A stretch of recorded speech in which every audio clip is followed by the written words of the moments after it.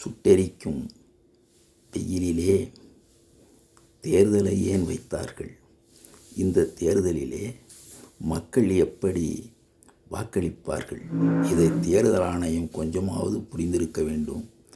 தேர்தல் ஆணையம் எதையும் புரிந்து கொள்ளாமல் பொதுமக்களுக்கு வெறுப்பு ஏற்படும் வண்ணம் தேர்தலை நடத்தியதால் பொதுமக்கள் தேர்தலிலே பங்கேற்க விருப்பமின்றி கிட்டத்தட்ட 20% மக்கள் தேர்தலை புறக்கணித்து விட்டார்கள்.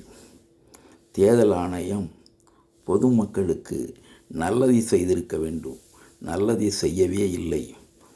ஆதலால் இந்த எம்பி தேர்தலிலே வாக்குப்பதிவு மிகவும் மந்தமாக இருந்தது.